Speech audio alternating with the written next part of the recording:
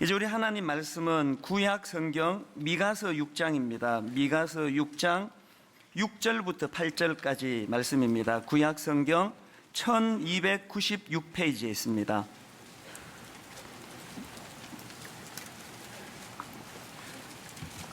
구약 성경 1296페이지에 있는 미가서 6장 6절부터 8절까지 세 구절이니까 우리 합심해서 같이 한 목소리로 읽도록 하겠습니다. 같이 읽습니다. 내가 무엇을 가지고 여호와 앞에 나아가며 높으신 하나님께 경배할까? 내가 번제물로 1년 된 송아지를 가지고 그 앞에 나아갈까? 여호와께서 천천의 순양이나 만만의 강물 같은 기름을 기뻐하실까? 내 허물을 위하여 내 맏아들을 내 영혼의 죄로 말미암아 내 몸에 열매를 드릴까? 사람아, 주께서 선한 것이 무엇임을 내게 보이셨나니 여호와께서 내게 구하시는 것은 오직 정의를 행하며 인자를 사랑하며 겸손하게 내 하나님과 함께 행하는 것이 아니냐. 아멘. 이번 여름에 그 더운 날씨로 또 열대야 이런 것 때문에 그 괴로운 시간을 보내지 않은 분이 없으셨겠지만 저도 이번 여름에 큰 영육간에 참 그 괴로운 시간을 보냈습니다. 한창 열대야가 그 극성을 부리던 그 힘든 때에 우연히 그 기사 하나를 읽고는 그 제 마음이 무너지게 됐는데요. 그 분당에 이제 기반을 둔 단체입니다. 어느 청소년 선교 단체를 이끄는 목사가 자기 지위를 이용해가지고 그 단체에 속한 여고생에게 성관계를 요구하고 무려 4년 동안이나 그 여학생을 성적으로 유린했다는 기사가 나왔는데 그거를 읽으니까 마음이 정말 절망이 되더라고요. 이렇게 그 목사들의 타락 소식이 이게 언제까지 이게 계속돼야 되는 건가? 그리고 저 같은 이런 목회자들이 타락하고 변질이 돼가지고 오늘 한반도 전체에서 이 주님의 이름이 조롱을 당하고 보니까 종편 방송에도 나오고 무슨 일간지에도 나오고 얼굴을 들 수가 없는 거예요. 그래서 이제 한국 교회는 도대체 이래갖고 어떻게 되는 건가? 그래서 막 더워서 잠은 안 오고 마음은 힘들고 슬럼프가 온 거예요. 여러분 내내 제 머릿속에서 그 떠나지 않는 질문이 뭐냐 하니까 인간은 왜 이렇게 초심을 지키지 못하는가? 그 젊은 목사가 청소년 단체를 만들 때 이런 일이 있으리라고 본인도 꿈을 꿨겠습니까? 좋은 마음으로 시작했는데 왜 이렇게 변질이 돼버리는 건가? 우리는 이 초심을 지킬 수 없는 건가? 이런 참 가슴 아픈 질문을 던지면서 꽤 긴 시간 동안 슬럼프에 빠졌는데요. 이런 저를 하나님께서 불쌍하게 보시고 대안으로 말씀을 하나 주셨는데 그게 오늘 본문 미가서 6장 8절 말씀입니다. 사실 오늘의 이 본문 말씀의 배경도요, 가나안에 진입한 이후에 이스라엘 백성들이 초심을 지키지 못해가지고 변질되고 그 타락해버린 그 현실에서 나온 말씀이거든요. 그런 타락한 현실 속에서 하나님께서 대안으로 주신 말씀이 이게 미가서 6장 8절이니까 오늘 우리 현실하고 이것이 참 잘 맞는다는 생각을 하고 오래 이 말씀을 읽고 묵상하고 또 자료도 찾아보고 그런 시간을 보냈습니다. 그래서 저는 오늘 2학기가 시작되는 이 시점에서 이제 이 본문 말씀을 가지고 우리가 변질되지 않기 위해서, 우리가 초심을 지키기 위해서 꼭 기억해야 될 몇 가지 포인트를 이제 이 본문에서 발견하고 나누려고 하는데요. 이걸 이제 질문 형식으로 제가 한번 만들어 봤습니다. 첫째로 우리가 살펴봐야 될 것은 이 행위에 관한 문제인데요. 나는 하나님의 뜻에 맞게 행동하고 있는가? 이 질문을 자꾸 던져야 된다는 겁니다. 예수 믿는 나는 하나님의 뜻에 맞는 행동을 하고 있는가? 오늘 본문 8절에 정의를 행하며 라는 말씀이 나오지 않습니까? 8절을 보십시오. 사람아, 주께서 선한 것이 무엇임을 내게 보이셨나니 여호와께서 내게 구하시는 것은 오직 정의를 행하며 여기 나오는 정의는 히브리어로 미시파트라는 단어인데요. 이 미시파트라는 단어는 올바른 행동 혹은 합당한 생활 방식, 이렇게 해석할 수 있는 단어입니다. 그러니까 이 8절에 나오는 오직 정의를 행하며라는 이 말씀은 직역하자면은 믿는 자로서 마땅히 실천해야 될 행동을 설명하는 거예요. 우리 질문해야 됩니다. 나는 크리스천으로 마땅히 실천해야 될 행동을 행하고 있는가? 저는 모태신앙이니까요. 어릴 때부터 교회를 다녔는데, 제가 중고등학교 다닐 때는 애들이 막 자꾸 놀리는 거예요. 아주 듣기 싫은 그 놀리는 게 뭐냐 하니까, 예수쟁이들은 입만 살았대는, 입만. 말만 잘 안 되는 거예요.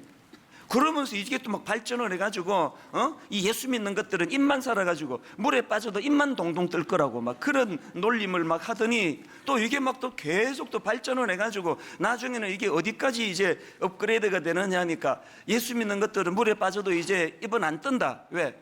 물에 빠진 그 사이에 그 물고기들하고 대화 나누느라고 이제 입이 더 이상 안 뜬다. 막 이런 조롱 섞인 이제 비아냥거리는 이야기들을 많이 들었거든요. 정말 듣기 싫은 게 그런 말이었습니다. 그러면서도 우리가 이런 비아냥거림을 당하게 된 이 원인을 우리가 제공한 거 아닙니까? 오늘 우리가 하나님 앞에서 말이 아니라 뭐 다락방 같은 거 할 때 막 정의 외치면서, 우리 청년들 그 성경 공부 집에서 할 때 보면은 막 천사의 말이 오가는데요. 본문에서 요구하는 정의는 그런 게 아니에요. 여러분, 오늘 본문에 나오는 이 미시파트라는 단어의 특징이 뭔가 하면은요, 이 미시파트라는 단어는 반드시 행하다라는 단어와 쌍으로 나온다는 거예요. 이 미시파트는 말로 하는 게 아니에요. 그 행함으로 나타날 때 이것이 정의가 될 수 있다는 거 아닙니까? 이런 부분에서 오늘 우리가 좀 뭔가 반성할 게 많은 것 같은데요.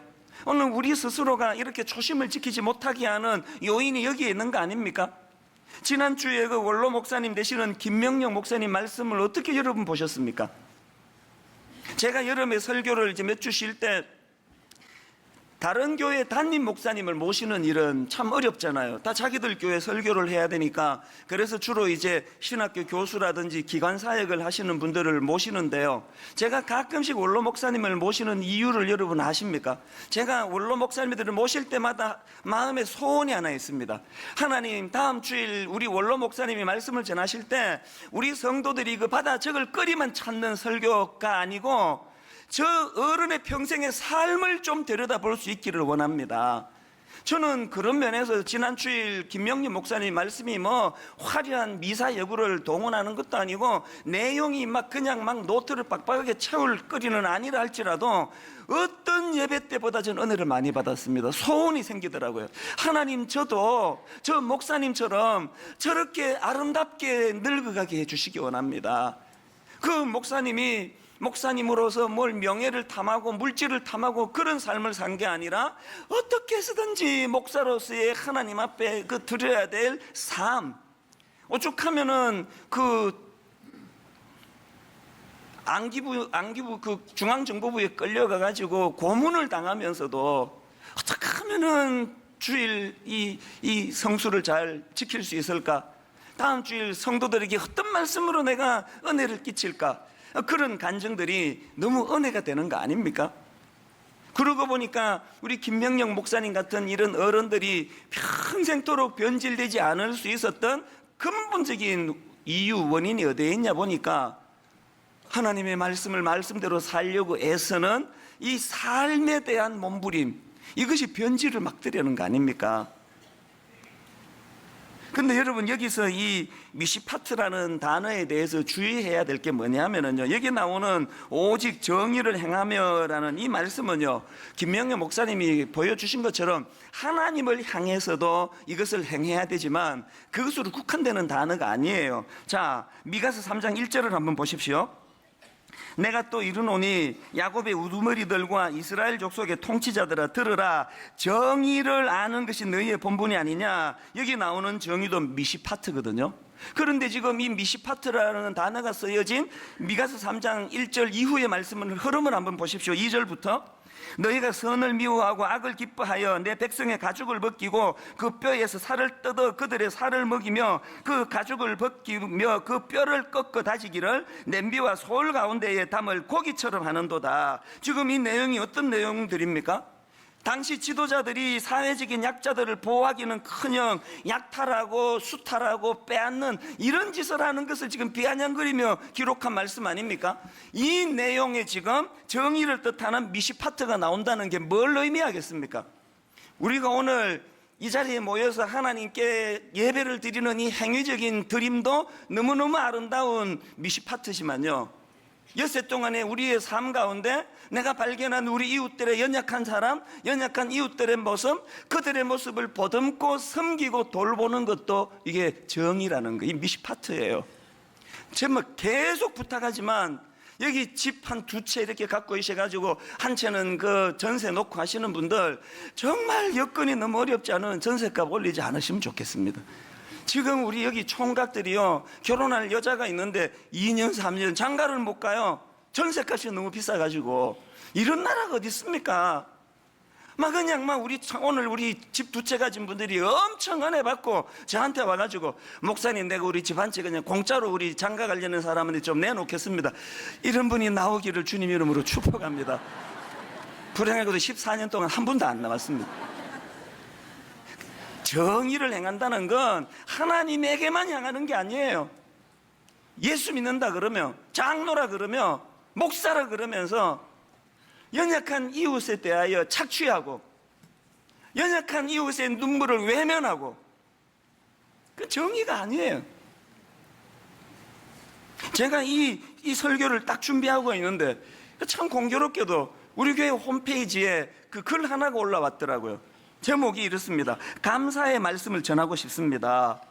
깜짝 놀랐던 게요, 이 글 쓰신 분은 크리스찬이 아니에요. 예수 안 믿는 분이 교회 게시판에 찾아와서 자기 그 교회 우리가 그 등록이 안 되면 글을 못 쓰잖아요. 그 등록을 하면서 쓰고 싶었던 글이 감사의 말씀을 전하고 싶습니다. 이게 무슨 내용인가 보니까요, 이분이 지금 만성 신부전으로 신장 이식 수술을 해야 되는데 수술할 돈이 없는 거예요. 그 막막한 상황에서 우리 교회 이웃사랑부에서 지금 하고 있는 긴급 구호 뱅크 팀에서 이분을 찾아가가지고 경제적으로 이제 도움을 드려서 수술을 잘하게 됐다. 너무 기뻐가지고 우리 교회 홈페이지에 감사도 글을 올린 거예요. 저는 이분의 글이 이게 미시파트라고 생각하거든요. 너무 기뻐가지고요, 제가 이웃사랑부 담당 목사님에게 메일을 보냈습니다. 긴급 구호 뱅크 현황을 나한테 좀 보고해달라. 이 담당 목사님이 메일을 보내왔는데 제가 신선한 충격을 받았습니다. 지금 우리 긴급 구호 뱅크 시작한 게 만 2년도 안 되잖아요. 그런데 여러분, 만 2년도 안 되는 그 기간 안에 현재까지 들어온 헌금이요, 8억 2천만 원이 넘는다는 거예요. 더 감사한 게 뭔지 아십니까? 유력한 부자 몇 분이 각출한 게 아니에요. 무려 2,757명이, 어떤 분은 몇 천 원에서부터 시작해가지고 몇 만 원으로부터 시작해가지고 십시일반 해가지고요, 이렇게 모아진 긴급구호뱅크 자금을 가지고 다문화 가정, 또 미혼모, 사회적으로 어려움을 겪고 있는 약자들에게 무슨 비용을 빌려주고 비용을 마련하고 수술할 수 있도록 돈을 제공하고 이러는 일들이 이 개미 군단의 헌금으로 이루어지고 있다는 것, 이게 바로 오늘 본문이 말하는 미시파트, 하나님이 원하시는 정의를 행하는 거 아닙니까? 이런 이웃을 돌아보고 하나님을 향하여 마땅히 해야 될 일들을 몸부림치는 사람에게는 변질은 일어나지 않을 줄로 믿습니다. 그런가 하면 두 번째로 변질되지 않기 위해 던져야 되는 두 번째 질문이 뭐냐 하니까, 이렇게 하나님의 뜻에 맞는 행동을 잘하는 것도 중요하지만 동기예요, 동기. 그 행위의 동기를 점검해야 된다는 거예요. 나는 왜 그 일을 행하는가? 8절에 인자를 사랑하며 이런 말씀이 나오지 않습니까? 사람아, 주께서 선한 것이 무엇임을 내게 보이셨나니 여호와께서 내게 구하시는 것은 오직 정의를 행하며 인자를 사랑하며. 여러분, 여기 나오는 인자는 여러분 귀에도 익숙한 단어예요. 헤세드라는 말 들어보셨죠? 이 헤세드라는 단어의 뜻이 중요한데요, 여러분이 잘 아시는 대로 이 헤세드가 위에서 아래로 하나님이 우리 인간에게 흘려 보내주시는 차원으로 헤세드가 사용되면 이 단어는 은혜, 은총, 자비, 이런 뜻으로 번역이 되는 단어예요. 그런가 하면 이 헤세드가 아래에서 위로 우리 인간이 하나님께로 올려드리는 차원에서 헤세드가 쓰여질 때는 이 단어가 충성, 충정, 이런 뜻으로 번역이 된다는 거예요. 이게 뭘 의미할까요? 앞에서 제가 설명해드린 오직 정의를 행하며가 행동의 무게중심이 있는 단어라면, 그 다음 나오는 인자를 사랑하면은 그 행동이 가능하게 한 동기의 무게가 있는 단어라는 거예요. 이걸 우리 예배에 빗대어 가지고 설명을 드리자면요, 지금 여러분들이 주일날 딴 데 안 가고 예배 드리려고 이 자리까지 오고, 어떤 분은 막 50분 먼저 오고 1시간 먼저 와 본당에 오시려고 애쓰신 이 행위, 이거는 오직 정의를 행한 거예요. 참 잘하신 거예요. 그런가 하면은 이렇게 1시간 일찍 본당에 들어오시려고 애를 써서 이 더운 날씨에 이 자리에 앉아 계시는 그 행위가 오직 정의를 행하며라면, 그 다음 나오는 인자를 사랑하면은, 사랑하며라는 뜻은 그 행위가 가능하게 된 내면에 하나님을 사랑하는 마음, 하나님께 충성스러운 충정을 드리고 싶은 마음의 동기가 담겨 있을 때, 그게 인자를 사랑하며예요. 오늘 여러분 우리가 드리는 이 예배가요, 참 가슴이 아픈 게, 여러분 모두가 다 처음 이 교회 와서 은혜를 받고 주님을 만날 때는 이 두 가지가 다시 같이 구현됐습니다. 늦지 않으려고 애쓰는 정의를 행하는 그 몸부림도 있었고, 그렇게 하려고 애쓰는 이면에는 주님을 뜨겁게 사랑하는 이 인자를 사랑하며가 동시에 구현이 됐습니다. 그런데 인간의 결함이 뭐예요? 그렇게 시작한 예배인데 1년 지나고 2년 지나고 시간이 지나면 행위는 계속이 돼요. 오직 정의를 행하면 계속이 돼요. 그런데 슬금슬금 빠져버리는 게 뭐예요? 인자를 사랑하며가 빠지는 거예요. 기계적으로 앉아 있는 거예요. 졸며도 그냥 늘 같은 거니까 그냥 앉아 있는 거 아닙니까? 우리가 회복해야 되는 게 뭘까요? 정의를 행하며도 회복해야 되지만, 동기를 말하는 인자를 사랑하는 동기도 회복이 돼야 되는 거 아닙니까? 인간은요, 참 이 죄성은 어쩔 수가 없어요. 내버려두면 변질되고, 내버려두면 타락하고, 내버려두면 초심을 잃어버리는 거 아닙니까? 어떻게 하면 좋습니까? 사실 저희 교회가 이제 최종적으로는 이름을 분당 우리 교회 이제 이렇게 지어가지고 이제 우리 교회로 알려졌지만요, 하마터면은 우리 교회 이름을 초심교회로 할 뻔했습니다. 거의 그렇게 갈 뻔했어요. 분당 초심교회. 제가 14년 전에 교회를 이제 개척하고 보니까 막 어려운 게 한두 가지가 아닌데, 진짜 그 중에 어렵고 어려운 게 이름 짓는 거더라고요.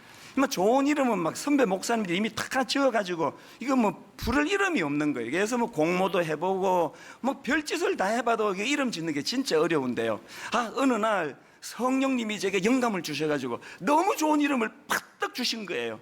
초심교회.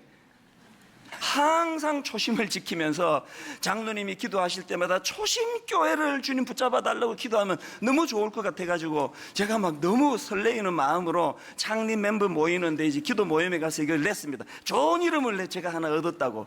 그게 뭐냐고, 그래서 초심교회로 했다고요. 저는요 모두가 박수치면서 너무 좋은 이름이라 그럴 줄 알았는데 모두가 다 반대하는 거예요. 세상에 나는 그렇게 촌스러운 이름은 들어본 적이 없습니다. 이 초심교회가 뭡니까? 이게 무슨 시골 다방 이름 같습니다. 다 반대하는 거예요. 다 반대하는 중인데 진짜 기분 나빴던 여집사님 한 분이 계시는데, 이분이 반대하면서 뭐라고 말하는 거니까, 목사님하고 이미지가 너무 똑같습니다. 한 사람이라도 이 편 들어주면 내 밀어붙이려고 그랬는데요, 모두가 반대해가지고 제가 눈물로 이름을 포기했지만요, 저는 사실 그럼에도 불구하고 가끔씩 제 마음으로 이 교회는 초심 교회면 좋겠다. 담임 목사는 교회를 개척할 때에 그 하나님 앞에서의 그 초심을 지키려고 안간힘을 쓰는 교회, 우리 성도들은 이 자리 처음 앉을 때 그 감격, 그 눈물로 하나님을 사랑하던 그 마음이 사라지지 않는 초심을 지키는 교회. 한 번씩은 공상을 해봐요. 이름 바꿀까? 분당 초심교회는 너무 촌스럽고, 분당 우리 초심교회 이름은 어떨까? 뭐 이름을 바꾸고 안 바꾸고가 중요한 게 아니고요, 하나님 내 삶 가운데 하나님을 향한 정의를 행하는 내 행위도 거룩하지만 그 행위가 가능하게 만든 동기, 인자를 사랑하며 주님, 내 안에 선한 주님을 사랑하는 동기가 회복이 되어서 초심을 잃지 않는, 그래서 변질되지 않는 하나님의 사람들이 되고 싶습니다. 우리가 이 기도를 드려야 된다는 거예요. 제가 이런 생각을 하다가 보니까요, 옛날에 우리 어릴 때 주일학교 때 자주 불렀던 찬양 기억하시죠? 아름다운 이야기가 있네, 구세주의 사랑 이야기, 영광스러운 보좌 떠난 걸음, 나와 같은 죄인 구하러 날 구원해 주신 그 주님의 십자가 은혜가 감격스러운 노래도 막 경쾌해요. 주님의 그 사랑은 정말 놀라워 놀라워 놀라워, 오 주님의 그 사랑은 정말 놀라워, 나를 위한 그 사랑. 이 찬양이 원래 이렇게 막 경쾌한 찬양인데요, 최근에 제가 어떤 목사님 설교를 듣는데 이 찬양을 막 엄청 구슬프게 부르는 거예요. 그래서 참 인상적이었는데요, 그 목사님의 찬양의 3절 이 노래가 오전 내내 내 마음을 맴돌았습니다. 3절 가사가 이런 거예요. 사람들은 이해할 수 없네, 주를 보낸 하나님 사랑. 그 다음 가사가 뭐냐, 그 사랑이 나를 살게 하네, 그 사랑이 나를 살게 하네, 갈보리의 구속의 사랑. 그 목사님의 그 노래 소리가요, 오래 내 안에 잊혀지지 않는 여운이 되는 거예요. 오늘 우리가 이 더운 날 예배 드리러 1시간 일찍 이 자리에 와서 줄을 서서 기다리는 이 아름다운 행위 이면에도 그 사랑이 나를 살게 하네. 부부관계도요, 상대방의 문제도 있지만 이렇게 변덕스럽고 이렇게 까탈스러운 내가 그냥 권태기가 오고 그냥 가정이 흔들흔들거릴 때마다 그 남자가 그 여자가 주는 그 무엇으로 유지되는 것이 아니라 여전히 이 가정을 유지하게 하는 것, 그 사랑이 나를 살게 하네. 저 같은 이런 노출된 목사들에게 뭐 하루에도 몇 번씩 유혹이 오고 갈등이 오고 변질이 저에게 찾아올 때마다 결단코 저를 변질시킬 수 없게 만드는 아름다운 한마디, 그 사랑이 나를 살게 하네, 갈보리의 구속의 사랑. 여러분, 우리의 행위가 회복되기를 원합니다만 우리의 아름다운 행위 동기에 나 같은 것 위에 십자가 지신 주님의 그 사랑, 그 사랑이 나를 살게 하네. 우리 안에 주님을 향한 이 십자가 사랑에 대한 감격이 회복될 때 하나님께서 변질되지 않는 하나님의 사람으로 인도해 주실 줄로 믿습니다. 그런가 하면은 세 번째로 우리가 초심을 잘 지키기 위해 점검해야 될 게 하나 더 있는데요, 동행하는 삶. 이런 질문을 던지는 겁니다. 나는 하나님의 영향력 아래 놓여 있는가? 오늘 이 8절 말씀의 결론이 어떻게 내려집니까? 사람아, 주께서 선한 것이 무엇임을 내게 보이셨나니 여호와께서 내게 구하시는 것은 오직 정의를 행하며 인자를 사랑하며, 그 다음 보세요, 겸손하게 내 하나님과 함께 행하는 것이 아니냐. 여러분, 여기 나오는 겸손하게 내 하나님과 함께 행하는 것이 아니냐가 구현되지 않으면 그 앞에 나오는 정의를 행하는 것도 없습니다. 인자를 사랑하는 동기도 없습니다. 주님과 동행하는 삶, 주님의 영향력 아래 놓여 있는 삶. 인간은요, 어쩔 수 없어요. 누군가에게는 영향을 받으면 살아가는 거 아닙니까? 이번 여름에 막 왜 이렇게 더웠는지, 내 진짜 56년 살면서 이렇게 더운 건 나 처음이에요. 그래서 제가 막 너무 더울 때는 이건 누진세 없애는 정당인데 표 찍는데 그런 생각까지 했습니다. 막 더워 죽겠는 거예요. 그래서 내가 하도 내가 더워가지고 검색을 해보니까 원래 왜 이렇게 더웠냐 보니까요, 이 한반도 상공에다가 북태평양 고기압이 이걸 뒤덮고 있어가지고, 그래가지고 이게 지금 눈에는 안 보이는데 이 한반도에 영향을 미친 게 바로 이 북태평양 고기압 때문이라는 거예요. 갑자기 이틀 전에 그냥 10도 이상으로 떨어진 이유가 뭐냐? 그 못된 고기압이 물러가서 그렇다는 거예요. 그 눈에 보입니까? 인생도 마찬가지예요. 모든 일어나는 현상 이면에는 누군가 영향을 미치고 있는 거거든요. 왜 우리는 아름다운 행동이 어렵습니까? 왜 우리는 초심을 지키지 못합니까? 겸손하게 내 하나님과 함께 행하는 것이 아니냐. 하나님과 동행하며 그 하나님의 영향력 아래 놓여 있는 삶이 어떤가를 모르고 신앙생활을 하는 사람이 의외로 너무 많은 거예요. 제가 그 한 권으로 꿰뚫는 소예언서 이 책을 보니까요, 여기 나오는 겸손하게 하나님과 동행하는 것이 무슨 뜻이냐를 이렇게 해석해 놨더라고요. 구약학자니까 아마 분명히 그 정확한 해석이라고 저는 생각하는데요, 겸손하게 하나님과 동행하는 것을 한마디로 요약하자면 신중하게 행하기 위해 하나님께 계속적으로 묻는 행위를 설명한다는 거예요. 이게 너무 와닿는 거예요. 여러분, 하나님과 동행한다는 게 뭐라고요? 내가 내 인생을 영위할 수가 없어. 끊임없이 하나님께 신중하게 살기 위하여 끊임없이 하나님께 묻는 행위가 하나님과 동행하는 거라는 겁니다. 바로 이 하나님과 동행하며 하나님께 묻는 삶이 중요한 걸 보여준 인물이 바울이에요. 바울이요, 다메섹 도상에서 예수님 만나기 전에 아주 그냥 포악하고 악랄하고 나쁜 인간이었는데, 그거 어떻게 인간이 확 그렇게 달라질 수 있었나? 질문 두 가지 잘해서 그래요. 다메섹 도상에서 주님을 만났을 때 바울이 던졌던 첫 번째 질문이 뭡니까? 사도행전 22장 8절, 내가 대답하되 주님 누구시니까? 바울의 이 질문으로요, 원수되었던 주님과 자기 관계가 회복이 된 거 아닙니까? 주여 누시오니까? 우리 물어야 돼요. 예수님은 내 인생에 어떤 분이십니까? 주님은 내 인생에 어떤 의미를 가지신 분입니까? 이 질문을 던져야 돼요. 그 다음 바울이 던졌던 두 번째 질문이 뭐예요? 주여 누시오니까라는 질문을 통해 주님과의 관계가 회복된 바울이 즉시 주님께 던졌던 두 번째 질문, 사도행전 22장 10절, 내가 이르되 주님 무엇을 하오리까? 한국교회의 근본적인 문제가 뭘까요?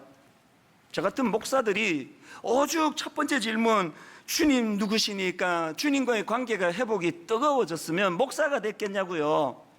오죽하면 그분이 그 장로가 됐겠냐고요.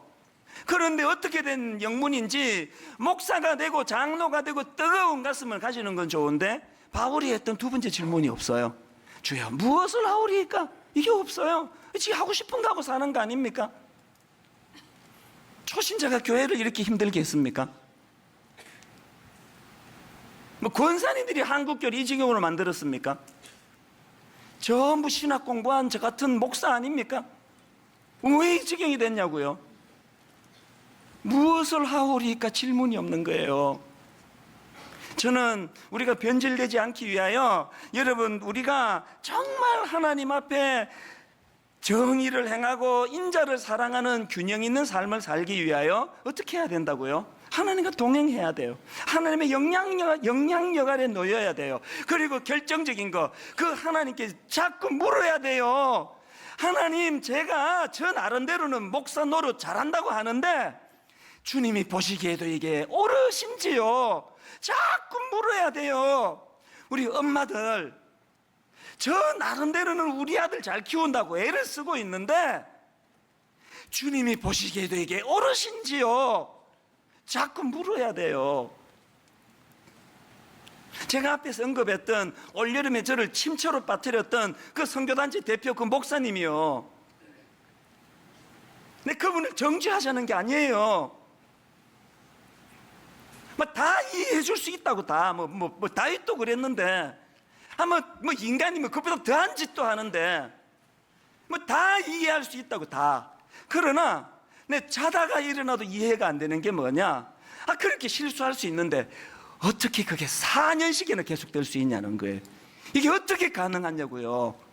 뭘 의미합니까? 동행이 없는 거예요. 묻는 게 없는 거예요. 저는 오늘 그 목사님에게 포커스가 있는 게 아니고 두려움을 가지고 저와 여러분에게 점검하기 원하는 거예요. 제가 참 가슴이 아픈 게요, 그 목사가 그런 수치의 자리에 누가 그것을 까발켜가지고 수치의 자리에 빠지기 한 달 전에만 자복하고 하나님 앞에 가슴을 쥐어뜯으며 회개의 자리로 나가고 당사자 찾아가 무릎 꿇고 용서를 빌고 그랬더라면 이런 절망적인 수치는 피했을 거 아니냐고요. 이제 그 목사님은 더 이상 기회가 없습니다. 목사 면직당했습니다. 그러나 여러분, 저 아직 기회 있습니다. 여러분 아직 기회 있습니다. 여러분 하나님 앞에 청산해야 될, 여러분 사람에게 수치당하기 전에 하나님 앞에 부르짖고 용서를 구해야 될 어떤 문제가 있습니까? 안 떠오르시죠? 물으셔야 돼요.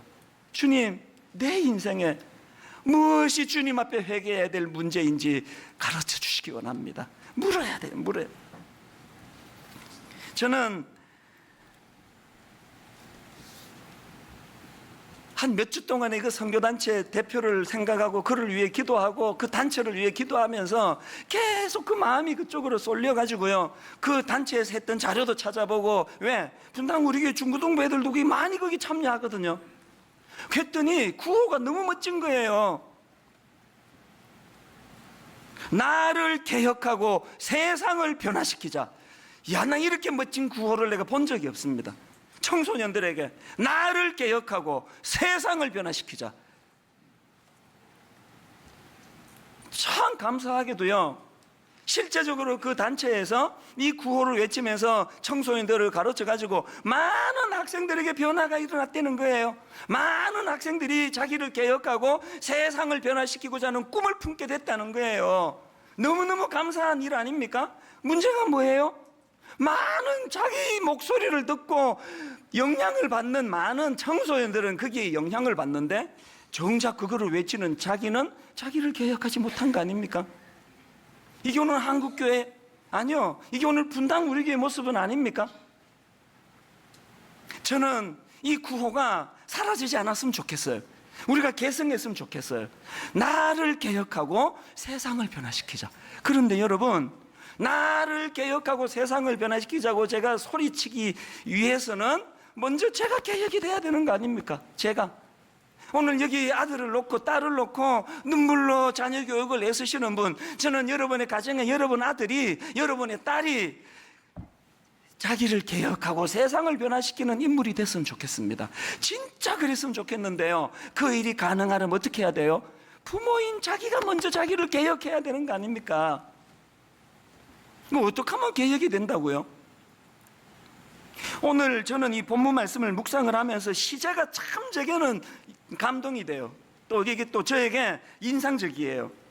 이 8절을 시제를 중심으로 다시 한번 제가 설명드리려고 하는데요, 그 앞에 나오는 사람아 주께서 선한 것이 무엇임을 내게 보이셨나니, 여기 할 때 그 보이셨나니는 시제로는 완료형이에요. 완료형. 그리고 그 다음 나오는 여호와께서 내게 구하시는 것은, 그러면서 세 가지를 설명하시는데, 내게 구하시는 것은 할 때 구하는 것은 현재형이에요. 이게 뭘 의미할까요?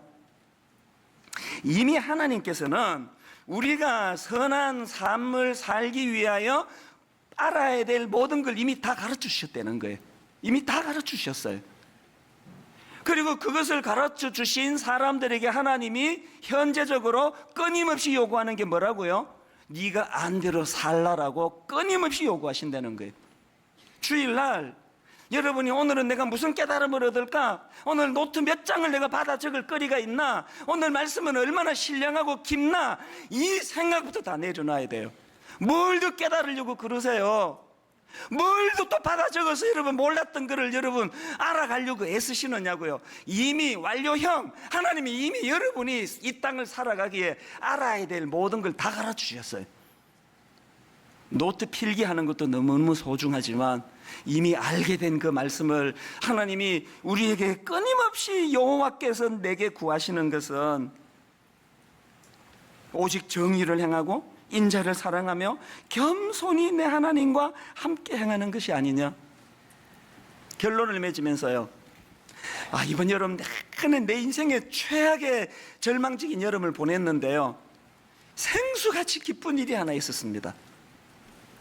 제가 7월 말에 LA에서 부흥의 집회가 있어가지고 이제 출국을 했습니다.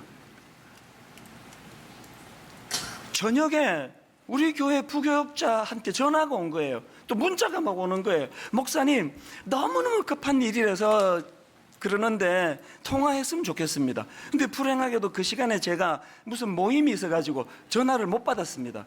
한 2시간 지나고요. 제가 이제 전화를 했더니 그때는 이미 상황이 다 끝나버린 거예요. 싱겁게 끝난 거예요. 그 내용이 뭐냐? 제가 이제 그 LA로 출국하기 바로 직전에 우리 교회 부교육자가 저를 찾아온 거예요. 자기가 지금 그 담임 목사를 구하는 두 교회에다가 이제 이력서를 내놓은 거예요. 원서를 이력서를 내놨는데 자기가 진짜 가고 싶은 교회는 A 교회인데 B 교회에서 자기를 오라고 그렇게 허락이 났다는 거예요. 그래서 목사님, 나는 마음은 여기에 있는데 어떻게 하면 좋겠습니까? 그런 이야기를 이제 둘이 한참을 나누고 저는 LA로 갔거든요. 근데 이 사람이 왜 막 급하게 그냥 저에게 미국에 있는 저를 그렇게 찾았느냐? A 교회, 자기가 그렇게 가고 싶어 하던 A 교회에서도 자기를 청빙을 허락을 했다는 거예요. 그 갈등이 생기는 거예요. 그 교회에 자기는 가고 싶은 거예요. 그 교회에서 사역했고 그 교회랑 연관이 있는 교회가 마음이 가는 교회라는 거예요. 목사님, 어떻게 하면 좋겠습니까? 답답해서 전화했는데 제가 전화를 안 받는, 모임하느라고 전화를 안 받는 2시간 사이에 자기가 결론 다 내렸어요. 전화했더니 뭐라고 이야기하는지 아십니까? 목사님, 다 끝났습니다. 사실은 내가 A 교회가 가고 싶어가지고 마음이 잠깐 혼미했는데 짧은 시간 생각해 보니까 답이 금방 나오던데요. 내가 약속한 B 교회로 가기로 결정했습니다. 여러분, 교회 규모도요, 이 목사님이 가기로 한 그 B 교회는요 한 280명 모이는 교회예요. 이 목사님이 가고 싶어 하던 그 교회는 딱 10배예요. 2,800명 모이는 교회예요. 2,500에서 2,800명 모이는 교회래요. 인간적으로 욕심 안 나겠습니까? 인간적으로 좀 큰 교회, 또 이 교회 큰 게 문제가 아니고요, 자기가 이 교회에 의미를 갖고 있는 교회거든요. 그런데 그 2시간, 짧은 2시간 동안 자기가 갈등하고 고뇌하다가 목사님, 제게 메일로 준 한마디가 너무 인상적이에요. 배운 대로 살겠습니다. 그 한마디가 내 여름에 생수 같은 감동이더라고요. 목사님, 배운 대로 살겠습니다. B교회로 기쁘게 가겠습니다. 저는 이렇게 결론을 맺기 원합니다. 초심을 지킬 수 있는 인생, 변질되지 않는 인생. 그래서 내 행위가 하나님 앞에 선한 행위가 되고 그 행위의 동기가 하나님을 사랑하는 선한 동기에 쓰이고 무엇보다 이것들이 가능하도록 하기 위하여 하나님께 끊임없이 물으며 질문하며 하나님이 기뻐하시는 답을 찾아 나가는 인생, 오늘 저와 여러분이 이런 인생 되기를 원합니다. 죽을 때까지 변질되지 않는 하나님의 사람으로 살아가게 되기를 바랍니다. 오늘 말씀을 기억하시면서 우리 이 찬양이요, 나의 영혼이 잠잠히 하나님만 바라며 나의 구원이 그에게서 나는도다. 그 우리 교회 후배 그 목사가 2시간 동안 마음이 요동이 되고 갈등이 되고 내가 B교회 가겠다고 약속했지만 번복하고 A교회 가고 싶은 마음의 충동이 일어났지만 2시간 만에 마음을 안돈시킬 수 있는 힘, 배운 대로 하겠습니다. 약속대로 내가 살아가겠습니다. 그렇게 할 수 있는 힘, 하나님을 바라는 마음에서 나오는 줄로 믿습니다. 우리 가사를 생각하시면서 우리 한번 이렇게 찬양하기 원합니다. 나의 영혼이 잠잠히, 나의 영혼이 잠잠히 누구를 바랍니까? 하나님만 바라며 나의 구원이 누구에게서 납니까? 그에게서 나는도다. 그래서 내가 나에게 이렇게 선포하는 겁니다. 나의 영혼아 잠잠히 잠잠히 하나님만 바라라. 하나님만 바라. 왜 이렇게 고백할 수 있습니까? 나의 소망이 저에게서 나는도다. 오직 주만이 나의 반석, 나의 구원이시니. 오직 주만이 나의 산성, 내가 요동치 아니하리. 나의 구원, 나의 영광. 누구에게 있습니까? 하나님께 있으니 내 힘의 반석과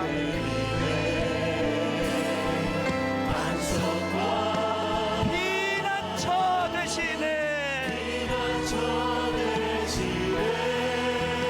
오직 주만이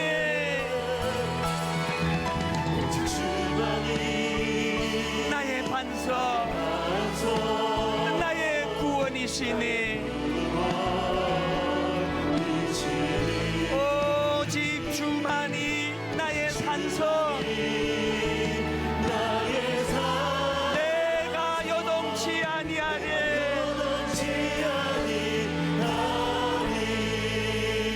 여러분, 후렴 한 번 더 찬양할 때 이 마지막에 이 결론의 말씀을 보세요. 오직 주만이 나의 산성 되심으로 내가 요동치 아니하리. 지금 인생이 흔들리는 분 계세요? 확신이 없는 분 계세요? 가정이 흔들리는 분 계세요? 인생이 흔들리는 분 계세요? 요동하는 분 계세요? 내가 요동치 아니하리. 그 가슴 아픈 제가 인용한 그 청소년 사회 목사님처럼 기회 잃기 전에, 아직 기회 있잖아요, 회개하고 하나님께 묻고, 아버지, 제가 예수 믿는 가장으로 이렇게 살아가는 게 옳은 건가요? 예수 믿는 아내로서, 어머니로서 이렇게 사는 게 옳은 건가요? 물어야 돼요. 하나님, 요동치 않는 인생 되기 원합니다.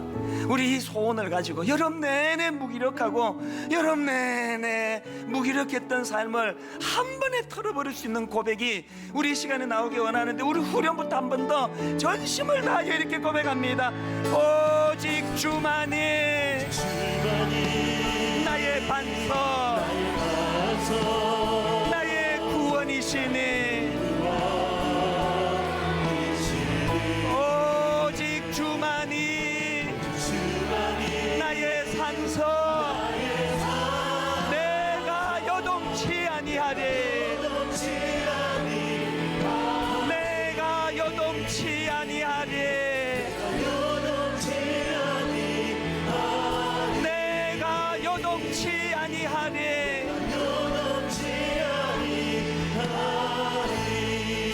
말씀을 기억하며 통성으로 기도할 때, 하나님, 흔들리지 않는 인생 되기 원합니다.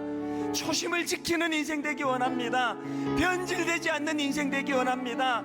자식들에게 부끄럽지 않는 부모 되기 원합니다. 부모에게 부끄럽지 않는 자식으로 살기 원합니다. 나의 반석 되시는 하나님, 요동치 않게 인도하신 하나님, 그 하나님께 은혜를 구합니다. 통성으로 같이 기도하시겠습니다. 살아계신 하나님 아버지, 말씀이 우리를 살려주시는 줄 믿습니다. 말씀이 우리를 견인하는 줄 믿습니다. 하나님 아버지, 오직 주만이 나의 반석이 되심으로, 오직 주만이 내 인생의 반석이 되심으로 어떤 상황에서도 내가 흔들리지 않습니다. 내가 요동하지 않습니다. 내가 변질되지 않습니다. 내가 초심을 지키며 살아갈 수 있습니다. 아버지, 그 능력의 원천이 나에게서 나오는 것이 아니라 오직 내가 의지하는 주님으로부터 나오는 줄 믿습니다. 하나님 아버지, 그 은혜를 우리에게 허락하여 주시며 주님을 해주시기 원합니다. 아버지, 그 은혜로 우리를 새롭게 해주시고 그 은혜로 우리를 붙잡아 주시옵시며 아버지, 그 은혜로 인하여 우리를 인도하시기 원합니다. 아버지, 늙어지는 내 인생에 아버지, 견고하게 요동하지 않는 아버지 하나님,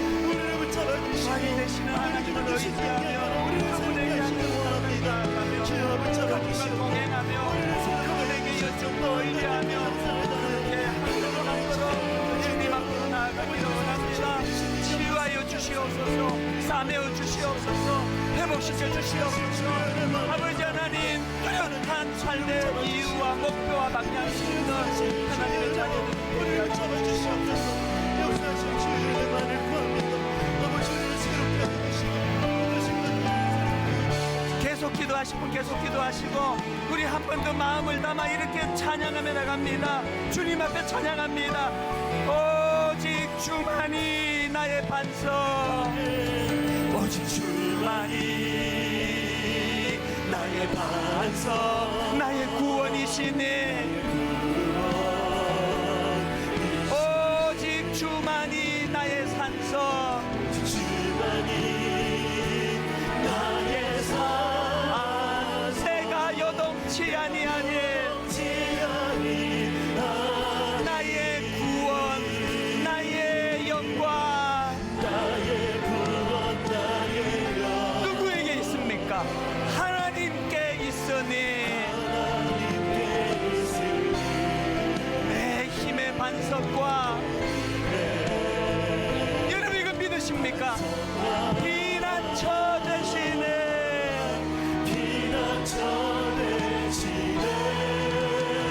오직 주만이 나의 반석, 나의 구원이시니 오직 주만이 나의 산성, 내가 요동치 아니하리. 오 주님 채우소서.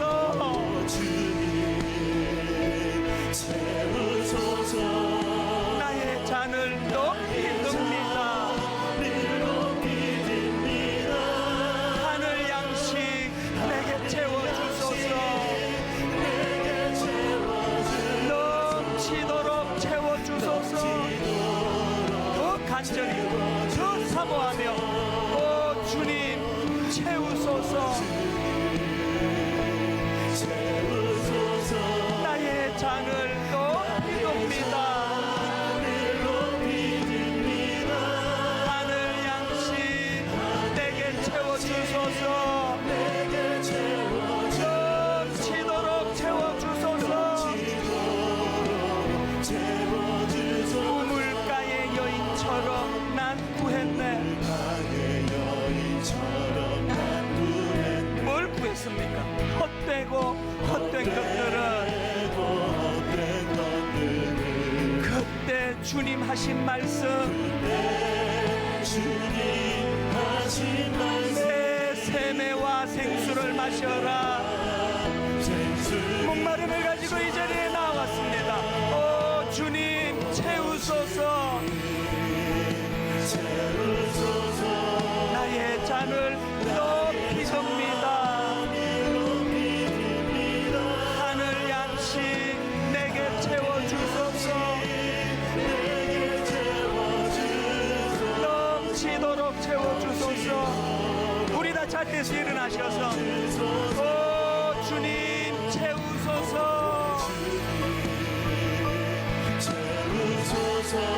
나의 잔을 높이 듭니다.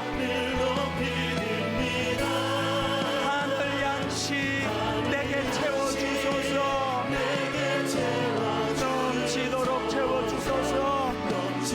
우리 마지막으로 온 정성을 다하여 사모합니다. 오 주님 채우소서.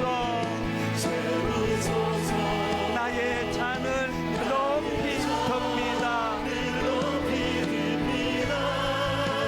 하늘 양식 내게 채워주소서. 넘치도록 채워주소서.